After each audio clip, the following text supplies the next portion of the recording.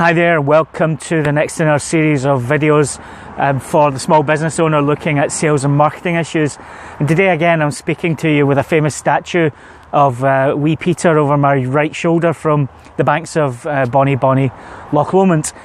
Today I want to cover sales qualification. Talked about it very briefly in an earlier video, but I think that as a small business owner, particularly if you are running your own business, you're doing the sales and marketing and all the other steps of your business, you have a limited amount of resource, you have a limited amount of time and money to spend on sales campaigns and sales activities. So you really need to be very clear about what constitutes a sales qualified lead for your business. Otherwise you will end up chasing your tail and spending your precious time and money on people who ultimately are unable and unwilling or don't have the money to buy from you. So you have to start asking questions of these prospective customers to understand their motivations, understand where they are in their own buying cycle, because you can't really accelerate that buying cycle too much, because there are a number of key pieces of qualification criteria that need to be in place before this organisation will buy from you, let alone enter into kind of sales negotiation. The three most important elements are money. They need to be able to have the budget set aside or have the financial clout or wherewithal to be able to spend the type of money that you need for it to be profitable for your business. The second element is the person that you're speaking to. Do they have the authority to make the decision? Because that's a really important part. Otherwise, you've really got a situation where people are in review, they are testing you, they're finding out information, and that information is going to be collated for someone else to make the decision.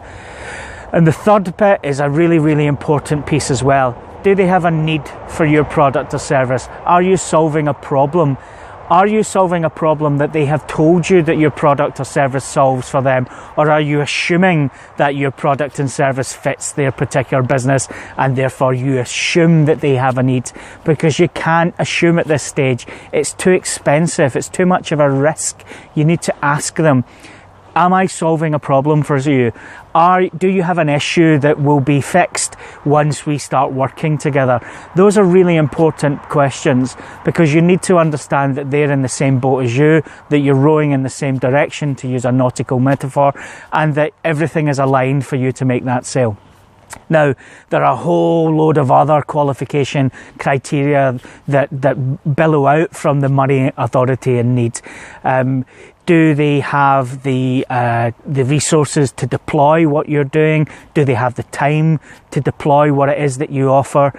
Are they really clear about the time frames that you're looking to deploy in? Do they match the time frames that they have? So there are lots of other questions around about that will develop out an idea and a scope for the project. But really it all boils down to those three questions. Do they have the money? Does the person that I'm speaking to have the authority to say yes? If not, who else needs to be involved? And do they have an explicit need for your product or service? If you're missing on any of those three, you need to circle back round. You need to establish what the exact answers to any of these questions are and have a better understanding of how that relationship's going to develop before you start throwing your hard-earned money and your precious time at trying to develop this into a sale. I hope that makes sense to you. If you have any questions around about your own sales qualification criteria, how to put one in place, how to understand what's important, then please get in touch with us through the usual methods. And if you have anything that you'd like us to answer in these short videos, then please get in contact by tagging us below, ask us the question, and we'll cover it in one of the videos in the coming few days. Thanks very much again for listening, and we look forward to speaking to you again soon. Take care.